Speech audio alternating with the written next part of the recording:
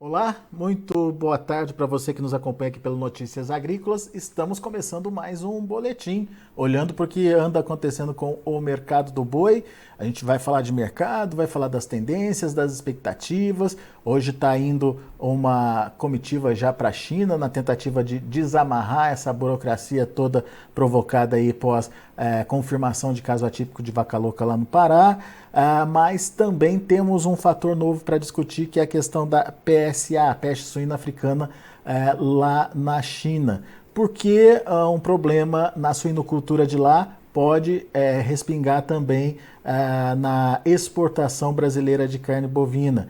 E mais do que isso, até que ponto tudo que a gente está ouvindo falar lá da China é verdade, é fato, ou está, por enquanto, na classificação aí de boato. A gente vai conversar sobre tudo isso com o meu amigo Fernando Henrique Iglesias, lá da Safras e Mercado. Está aqui já o Fernando com a gente. Bem-vindo, meu amigo. Obrigado por estar aqui com a gente e nos ajudar a entender o mercado. Vamos começar com a situação do mercado do boi em si, Fernando. O que você está vendo de novidade? Você estava me contando que existe um comportamento de preços diferenciado entre praças aí, onde os preços estão melhores, onde os preços estão mais pressionados. Seja bem-vindo. Bom dia a todos. É um prazer estar aqui no Notícias Agrícolas em mais uma oportunidade, falando aqui sobre o mercado do boi. E realmente nós estamos observando a alta dos preços da arroba do boi gordo na região centro-norte do Brasil. Foi uma região que estava sofrendo demais quando saiu a notícia do embargo. Foi uma região bastante pressionada e agora ela está recuperando. Estamos acompanhando aí altas dos preços na região centro-norte do país, alta das cotações no Mato Grosso, no mercado do Tocantins, Pará, Rondônia. São estados que conseguiram, aí, que estão vislumbrando preços mais altos. Mato Grosso do Sul também, tá? Então, o que está travado um pouquinho, que não consegue evoluir em termos de preço, é realmente São Paulo. São Paulo é uma região que continua ali com poucas novidades, preços mantidos aí nos últimos dias entre 270 e 280 reais por arroba, grande parte dos negócios acontecendo nesse nível de preço. O que acontece é que São Paulo realmente é muito dependente das exportações de carne bovina, principalmente com destino à China. São Paulo é o grande exportador de proteína animal aqui no Brasil, de carne bovina brasileira, e isso, por consequência disso, ele é mais influenciado nesses períodos aí que a gente está impossibilitado de exportar. Ô Fernando, vamos entender por que isso está acontecendo. Isso tem a ver com comportamento de demanda, com comportamento de oferta. Por que essas regiões, principalmente nessa faixa centro-norte que você citou aí, os preços estão mais firmes, Fernando?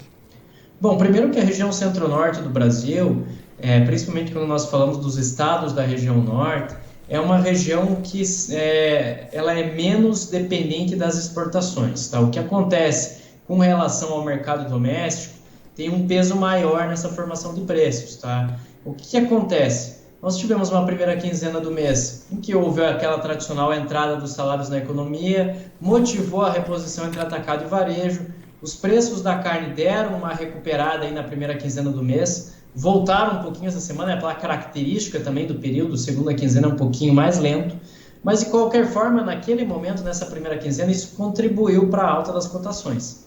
Além disso, a indústria frigorífica brasileira ela continua operando com escalas de abate encurtadas, tá? Ela está com escala de abate reduzida, enquanto o pecuarista segue com boa capacidade de retenção. Exatamente no centro-norte brasileiro, é onde o pasto tem a melhor qualidade. Todas essas chuvas que a gente acompanha, aí, que atrasaram a colheita da soja, estão atrasando o plantio do milho safrinha, fazem com que a pastagem melhore de qualidade, tenha boas condições e dê uma boa capacidade de retenção ao pecuarista brasileiro. Eu diria aqui, para quem está nos acompanhando, que nós temos ainda mais uns 30 a 40 dias de pasto de qualidade aqui no Brasil, que mantém aí uma boa capacidade de retenção para o pecuarista brasileiro. Quer dizer, é uma estratégia que aparentemente então está funcionando, Fernando. Mas isso garante a firmeza aí ao longo desses próximos 30 dias?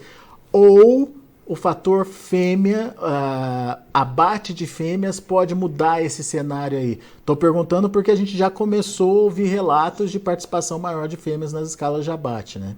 Sim, é exatamente isso. Nós estamos no momento de maior descarte de matrizes aqui no mercado brasileiro. É por questões que envolvem o ciclo pecuário, a gente sabe bem disso, já abordamos isso em outras ocasiões, né?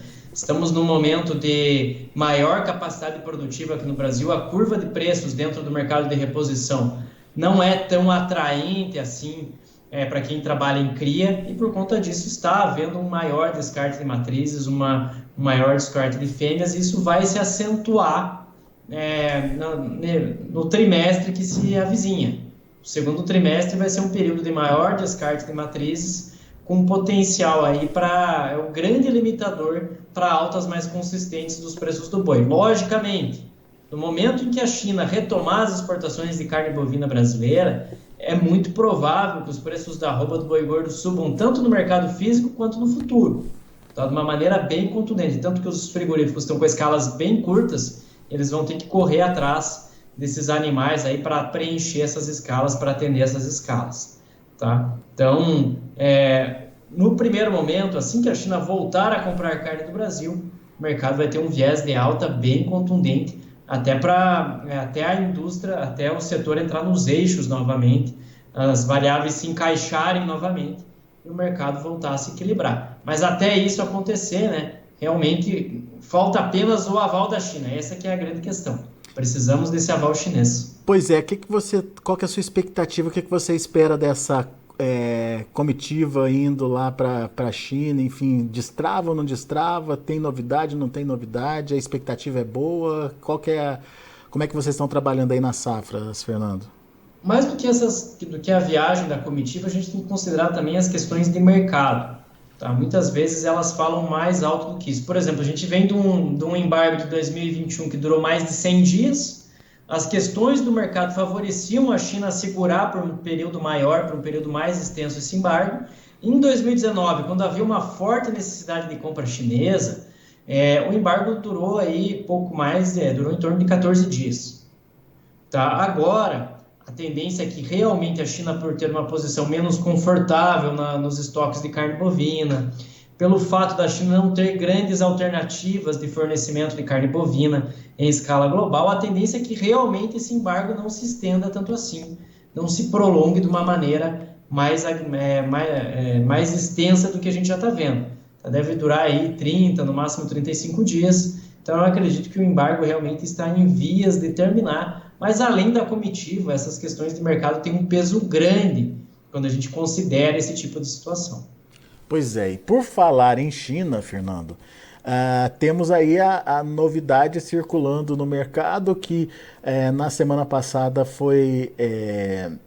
enfim, foi um ponto importante de discussão porque acabou mexendo com preços, inclusive, de ações de frigoríficos, mexendo com o mercado financeiro mesmo, que é essa questão da volta da PSA, a peste suína africana, lá na China, nos plantéis suinícolas por lá. Como é que a gente tem que entender essa história e até que ponto a gente consegue analisar se isso é fato ou boato, Fernando? Por enquanto, essas questões que envolvem a peste suína africana na China, elas precisam ser tratadas como rumor, tá? Nós temos alguns termômetros importantes dentro do mercado chinês que eles dariam um tom da situação dentro da suinocultura chinesa. O primeiro deles, tem um gráfico aqui que vamos compartilhar aí na tela com vocês. Do mesmo jeito que a gente tem o mercado futuro do boi gordo, na China eles têm um contrato futuro para suíno vivo, na Bolsa de Dalian, tá? E na Bolsa de Dalian, os preços estão numa tendência de queda de longo prazo, tá? Já estão convivendo com quedas agressivas desde agosto de 2022. O que acontece? Se tivéssemos realmente uma perspectiva, que nem foi ventilado na semana passada, que a produção de carne suína na China poderia cair em torno de 10%, são 5,5 milhões de toneladas, gente. É um volume impressionante de carne suína que a China deixaria de produzir. Se isso estivesse no horizonte, os preços do mercado futuro nas bolsas de suíno na China já estaria subindo de uma maneira muito contundente, subindo de uma maneira muito agressiva. O que acontece na China nesse momento O mercado chinês convive com sobreoferta, tá? O mercado chinês está sobreofertado em função do aumento da produtividade média da suinocultura chinesa devido aos investimentos que o governo fez. Importou genética da União Europeia, dos Estados Unidos, verticalizou a produção. Hoje, a produção dentro da China é muito mais profissional do que era no período anterior da peste suína africana, tem um controle muito maior em todas as etapas produtivas, desde o grão que é usado na nutrição animal até a carne suína chegando no prato do consumidor chinês. Tá? Então, a PSA, lógico, a gente precisa acompanhar com cautela, ter atenção com relação a esses dados, mas ainda não há confirmação da organização, da OMSA, não tem nenhum dado relativo a isso na FAO, tá? Por enquanto, a gente pode tratar como especulação, por enquanto, mas lógico, o mercado futuro é um indicativo importante. Se o mercado futuro começar a apresentar altas mais descontroladas, a gente começa a perceber uma movimentação diferente nos preços internos na China, aí sim a gente já liga o sinal de alerta. Por enquanto, dá para tratar isso como boato. Semana passada tivemos até boatos que nem chegaram aqui ao mercado brasileiro, que haviam casos de peste suína africana nos Estados Unidos.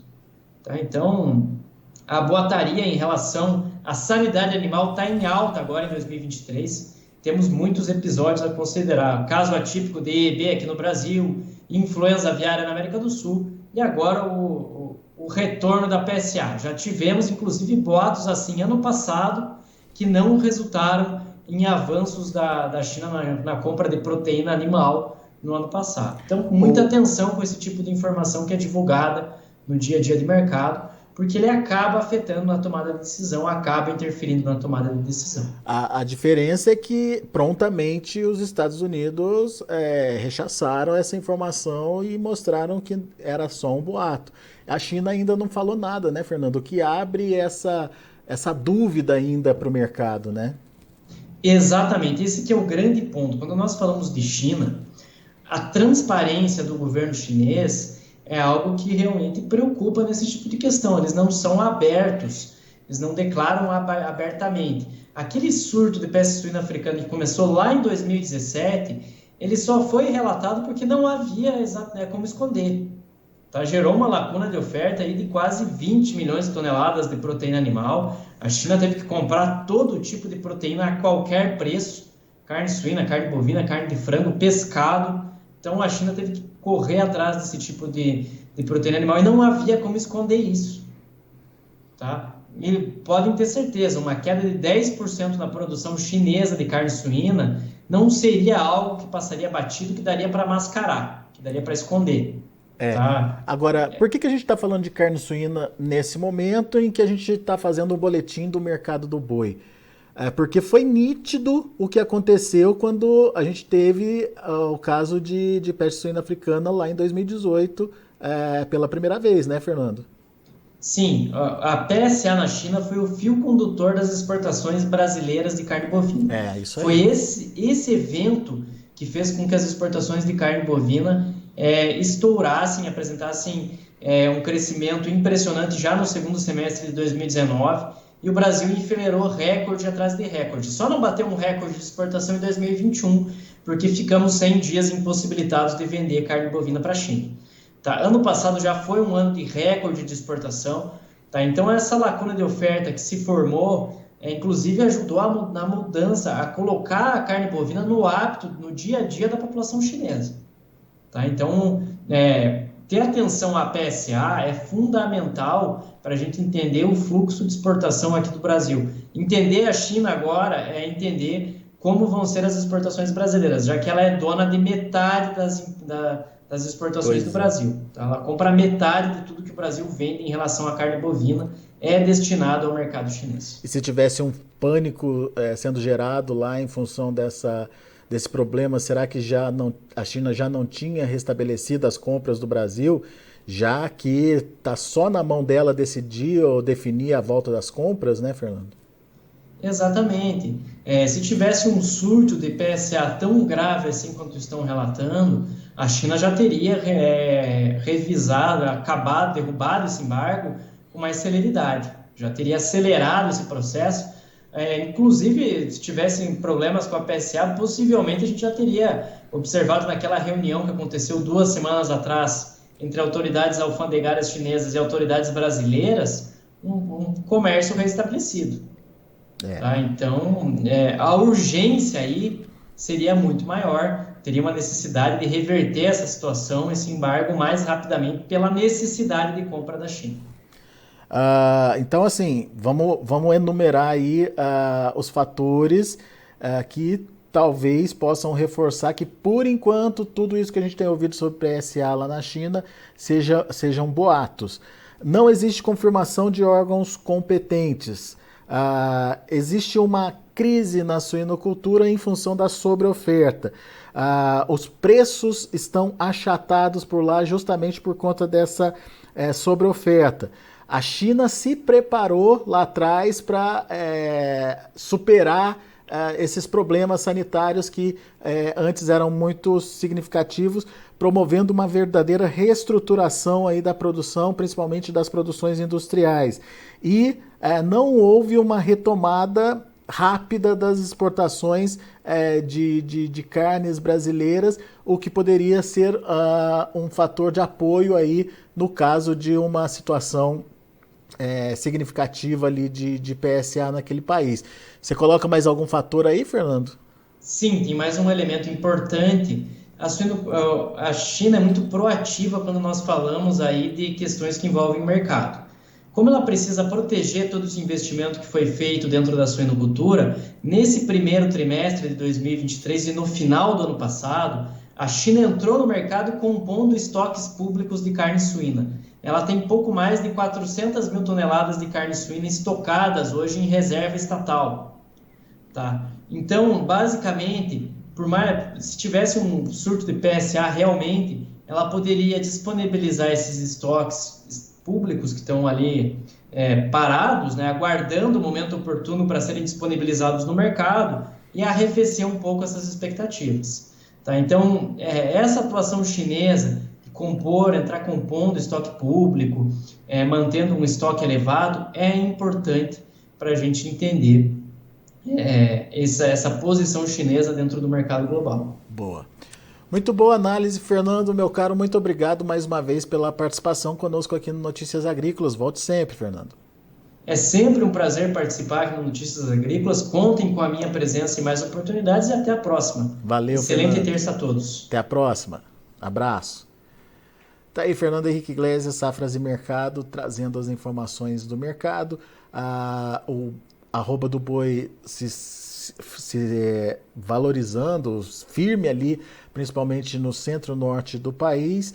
A situação ainda para São Paulo é um pouco mais complicada por conta da necessidade das exportações, mas o que a gente tem visto é um produtor mais preparado aí, evitando encher o mercado de oferta e dando aí uma valorizada na arroba do boi em algumas regiões onde a dependência das exportações é menor.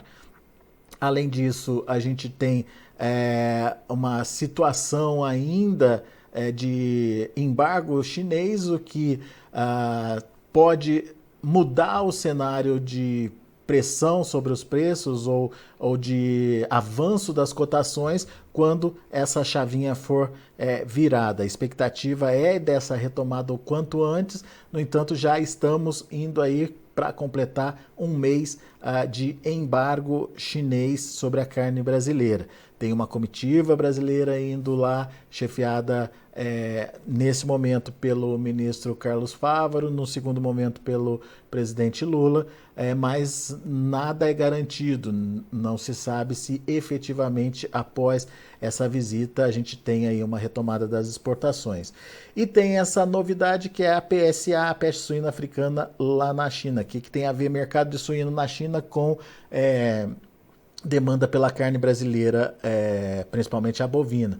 Tem tudo a ver. Foi a partir de um surto de peste suína africana em 2018, que a China começou a comprar a carne bovina brasileira. Então, uma retomada, um problema de volta lá naquele país poderia acelerar uma retomada das compras aqui do Brasil. Mas, por enquanto, não é isso que a gente está vendo, e foi isso que o Fernando Henrique Iglesias reforçou aqui para a gente. Todos os sinais levam a crer que, por enquanto, trata-se apenas de boato. Então, calma aí com os investimentos, calma aí com as expectativas muito lá em cima em relação à retomada rápida das exportações.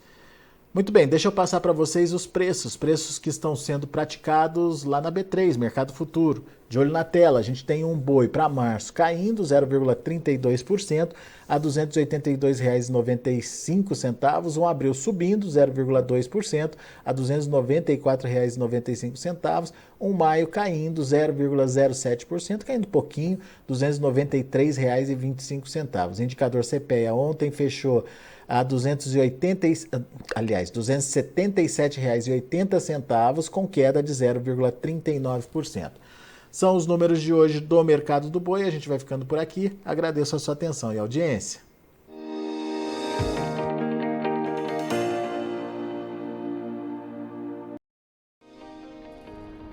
Se inscreva em nossas mídias sociais no Facebook Notícias Agrícolas, no Instagram @Notícias Agrícolas e no nosso Twitter @Notiagre. E para não perder nenhum vídeo, não se esqueça de nos acompanhar no YouTube e na Twitch, Notícias Agrícolas Oficial.